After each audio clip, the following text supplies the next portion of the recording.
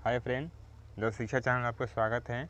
चलिए आज शुरू करते हैं वर्ल्ड ज्योग्राफी विश्व भूगोल का पार्ट 6। इसमें 2015 से 2020 के बीच सारा प्रीवियस ईयर क्वेश्चन एसएससी में पूछा हुआ कवर करेंगे। तो चलिए देखते हैं क्वेश्चन नंबर 1। निम्नलिखित में से कौन सी जातियाँ पशु चारा का कार्य करती हैं? इसका आंसर होगा बी, मसाई। ये पूर्वी अफ्रीका के केन्या और उत्तरी तंजानिया और पूर्वी युगांडा के पठारी प्रदेशों में रहते हैं। ये घुमाकर पशु चारा के रूप में अपना जीवन निर्वाह करते हैं। इनकी अर्थव्यवस्था और मुख्य आधार यही है। चलिए आगे देखते हैं क्वेश्चन नंबर 2। चलिए देखते हैं क्वेश्चन नंबर 2।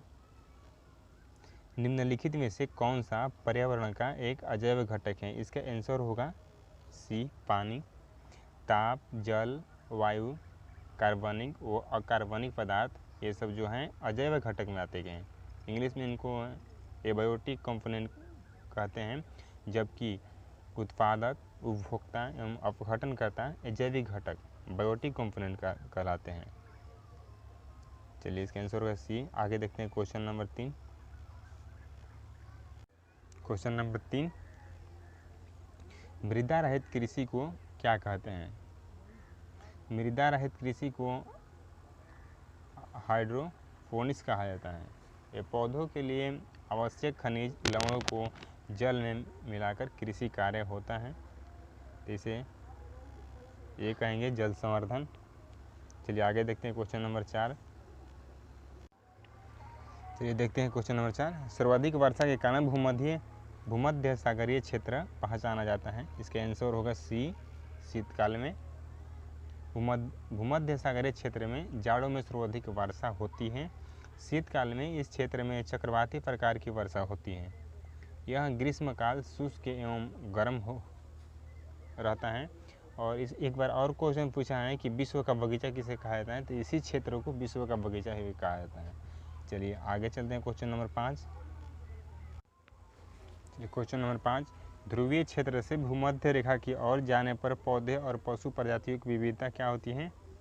इसका आंसर होगा ए, बढ़ती ही जाती है। चलिए आगे चलते हैं क्वेश्चन नंबर 6। क्वेश्चन नंबर देखते हैं 6, वन्य जीव कल्याण के लिए आरक्षित क्षेत्र को क्या कहा जाता है? इसका आंसर होगा डी, अभ्यवन या अभयारण्य कहा जाता है। इसका एक बार और पूछा था कि अभी इसमें भारत में इसकी जनसंख्या अभयारण्य कितनी है, तो ये 500 है। चलिए आगे देखते हैं क्वेश्चन नंबर 7। चलिए देखते हैं क्वेश्चन नंबर 7, पर्वतीय क्षेत्र में सड़कों के अवरुद्ध होने का प्राकृतिक कारण प्राय क्या होता है? इसका आंसर होगा ए, भूस्खलन होता है। चलिए आगे देखते हैं क्वेश्चन नंबर 8। क्वेश्चन नंबर 8 देखते हैं। बोला कि निम्नलिखित में से कौन सी किस्म कोयले की किस्म नहीं है? इसका आंसर होगा ए, बिटुमिन, पीट, लिग्नाइट, ये तीनों कोयले की ही किस्म हैं। डोलोमाइट जो है कोयले की किस्म नहीं है। डोलोमाइट कैल्शियम मैग्नीशियम कार्बोनेट से बना एक निर्जल कार्बोनेट खनिज है। चलिए आगे देखते हैं क्वेश्चन नंबर 9। चलिए देखते हैं क्वेश्चन नंबर 9। निम्नलिखित में से भारत का कौन सा पड़ोसी देश अफीम का सर्वाधिक उत्पादन करता है? इसका आंसर होगा बी, अफगानिस्तान। ये वर्ल्ड ड्रग रिपोर्ट 2016 के अनुसार सबसे ज़्यादा अफीम का उत्पादन किया था। चलिए आगे देखते हैं क्वेश्चन नंबर 10। देखते हैं क्वेश्चन नंबर 10, रामसर सम्मेलन का मुख्य उद्देश्य क्या था? रामसर सम्मेलन का मुख्य उद्देश्य आर्द्र भूमि का संरक्षण करना था। यह सम्मेलन 1971 में रामसर ईरान में हुआ था। भारत इसमें 1982 में शामिल हुआ था। चलिए आगे देखते हैं क्वेश्चन नंबर 11। ये दोनों पूछ सकता है।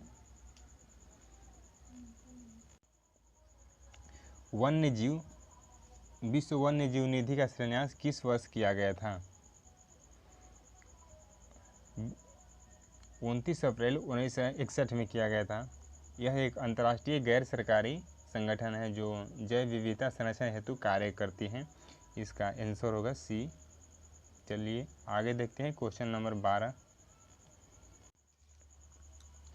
जब नदी मैदानी क्षेत्र में प्रवेश करती है तो वह मुर्दार मार्ग पर बहने लगती हैं, उन्हें क्या कहा जाता है? इनका कहना है कि ये नदियाँ जब बाएं दाएं करके इस आकार में बहने लगती हैं तो उन्हें क्या कहा जाता है? तो उनको विसर्प कहलाते हैं। इसका आंसर होगा डी। चलिए आगे देखते हैं क्वेश्चन नंबर 13। विश्व कोयला भंडार का प्राय 50% किसके पास है? तो इंडियन मिनरल बुक ये 2017 के अनुसार अमेरिका, रूस और चीन के पास 50% से ज़्यादा भंडारण है कोयले का। चलिए आगे देखते हैं क्वेश्चन नंबर 14। चलिए देखते हैं वर्षा जल संग्रह के संबंध में निम्नलिखित में से क्या गलत है? यह जल स्तर को बढ़ाने में सहायक होता है। जीव होता है।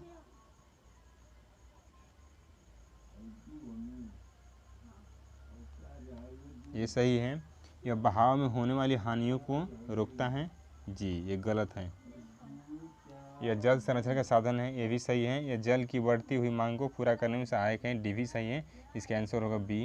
बी गलत है। चलिए आगे देखते हैं क्वेश्चन नंबर 15। Question number 8। विश्व का सबसे बड़ा कॉफ़ी उत्पादक देश कौन सा है? तो इसका आंसर होगा बी ब्राज़ील। चलिए आगे देखते हैं।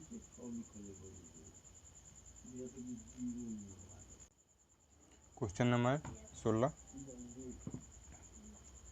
डैश वे संसाधन होते हैं जिनकी मात्रा ज्ञात होती है। इसका आंसर होगा बी वास्तविक संसाधन की मात्रा ज्ञात होती है। और प्राकृतिक संसाधन खनिज, जल एवं वन ये सब प्राकृतिक संसाधन में आते हैं। चलिए आगे देखते हैं क्वेश्चन नंबर 17। Question number 17। निम्नलिखित में से किस देश में से अमेजन नदी बहती है? इसका आंसर होगा सी। ये अमेरिका महाद्वीप के ब्राज़ील से होकर के बहती हैं। प्रवाहित जल के अनुसार यह विश्व की सबसे लंबी नदी है। यह एंडीज पर्वत से निकलती है तथा अटलांटिक महासागर में जाकर के गिरती है। चलिए आगे देखते हैं क्वेश्चन नंबर 18।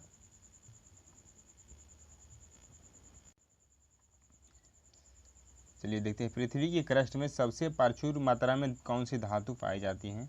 यहाँ पर धातु पूछा गया है तो एल्युमिनियम होगा। और पृथ्वी की क्रस्ट में तत्वों की दृष्टि से सर्वाधिक प्रचुर मात्रा में यदि पूछता है तो प्रथम पर ऑक्सीजन आ जाएगा और दूसरे स्थान पर सिलिकॉन आ जाएगा।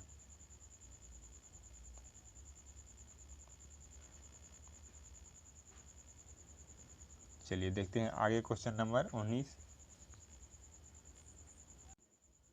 चलिए 19 आ गया है। जो वन चक्रवातों के अवरोधकों का कार्य करते हैं वे वन कौन से हैं? इनका आंसर होगा बी मैंग्रोव वन चक्रवातों के अवरोधकों का कार्य करते हैं। इन्हें ज्वारीय वन भी कहा जाता है। मैंग्रोव वन लवण सहनशील होते हैं तथा तटीय विपरीत परिस्थितियों में भी जीवित रहते हैं। चलिए आगे देखते हैं क्वेश्चन नंबर 20। चलिए देखते आगे 20। चलिए देखते हैं निम्नलिखित में से कौन सा एक मानव निर्मित पर्यावरण का एक घटक नहीं है? इसका आंसर होगा बी भूमि। बाकी सब मानव निर्मित किया गया है। ये मानव नहीं है, प्राकृतिक है। चलिए आगे देखते हैं क्वेश्चन नंबर 21। चलिए देखते हैं क्वेश्चन नंबर 21। उष्णकटिबंधीय वर्षावन डैश हैं। इसका आंसर होगा डी। इसमें प्रचुर मात्रा में वर्षा होती है। धरती पर रहने वाले कुल पशुओं और पौधों की प्रजातियों की आधी संख्या इन वर्षा वनों में रहती है। चलिए आगे देखते हैं क्वेश्चन नंबर 22। क्वेश्चन नंबर 22 आ गया। डेट्राइट निम्नलिखित उद्योगों में से किसके लिए प्रसिद्ध हैं? तो इसका आंसर होगा डी, ऑटोमोबाइल्स के लिए है। चलिए आगे देखते हैं क्वेश्चन नंबर 23। चलिए क्वेश्चन नंबर 23, अधिकतम ऑक्सीजन किससे उपलब्ध होती है? इसका आंसर होगा डी, पादप प्लवक पुंज से होती है। और पृथ्वी पर ऑक्सीजन का मुख्य स्रोत समुद्री वनस्पतियां हैं जो कुल ऑक्सीजन का लगभग 50% उपलब्ध कराती हैं। चलिए आगे देखते हैं क्वेश्चन नंबर 24। क्वेश्चन नंबर 24, निम्नलिखित में से कौन सा देश चाय का निर्यातक नहीं है? तो इसका आंसर होगा बी, क्योंकि सबसे ज़्यादा चीन, उसके बाद भारत, उसके बाद श्रीलंका, उसके बाद वियतनाम और केन्या। यूनाइटेड किंगडम नहीं करता है। चलिए आगे देखते हैं क्वेश्चन नंबर 25। चलिए देखते हैं क्वेश्चन नंबर 25, विश्व की 25% भूमि को आच्छादित करने वाला सबसे बड़ा वन कौन सा है? तो इसका आंसर होगा बी, साइबेरिया का टैगा वन। ये शंकुधारी, इसे शंकुधारी वन से भी कभी कभी क्वेश्चन पूछा है। और इन वनों में सबसे ज़्यादा मात्रा में चीड़ पाए जाते हैं, फिर देवदार पाए जाते हैं, फिर फर मिलते हैं और स्प्रूस, ये सब वहाँ का प्रमुख पौधे हैं। चलिए आगे देखते हैं क्वेश्चन नंबर 26। 26 आ गया। निम्नलिखित में से कौन सा देश मुख्य तंबा उत्पादक देश है? तो इसका आंसर होगा सी, चिली सबसे ज़्यादा उत्पादन करते हैं। उसके बाद बहुत सारे देश हैं, पेरू हैं, चीन हैं, अमेरिका हैं, कांगो हैं, ऑस्ट्रेलिया हैं, ये सब कहते हैं। चलिए आगे देखते हैं क्वेश्चन नंबर 27। क्वेश्चन नंबर 28 देखते हैं, सदाबहार किस्म के वन यहाँ पाए जाते हैं, मतलब भूमध्य रेखीय क्षेत्र में पाए जाते हैं। यहाँ का प्रमुख फसल हैं रबड़ और एबोनी। रबड़ और एबोनी है। ये पूरा पृथ्वी का लगभग 12% भाग इन्हीं वनों से विस्तार है। चलिए आगे देखते हैं क्वेश्चन नंबर 29। क्वेश्चन नंबर 29 देखते हैं, पीला रंग, मझोला कद, एपिकैथिक फोल्ड वाली तिरछी आंखें किसका विलक्षण है? तो मंगोलॉयड का है। ये मंगोल प्रजाति का मुख्य विस्तार मध्य और पूर्वी एशिया में है। इसका विशेष लक्षण ही है तिरछी आंखें। चलिए आगे देखते हैं क्वेश्चन नंबर 30। चलिए देखते हैं लास्ट क्वेश्चन और क्वेश्चन नंबर 30। यदि अच्छा लगा होगा तो दोस्तों के साथ शेयर भी करना और लाइक और सब्सक्राइब भी कर देना। चलिए देखते हैं क्वेश्चन नंबर 30, सदाबहार वर्षा वन कहाँ पाए जाते हैं? तो इसका आंसर इंडोनेशिया में पाए जाते हैं और ब्राज़ील में ही पाए जाते हैं। ये दोनों देश भूमध्य रेखीय प्रदेश में स्थित हैं जहाँ उच्च तापमान तथा वर्ष भर वर्षा होती रहती है, जिसमें सदाबहार वन वर्षा वनों का विकास होता है। ये वन सीमित क्षेत्र में म्यांमार और श्रीलंका में भी पाए जाते हैं। चलिए आगे मिलते हैं अगले क्लास में। आज के लिए बाय बाय।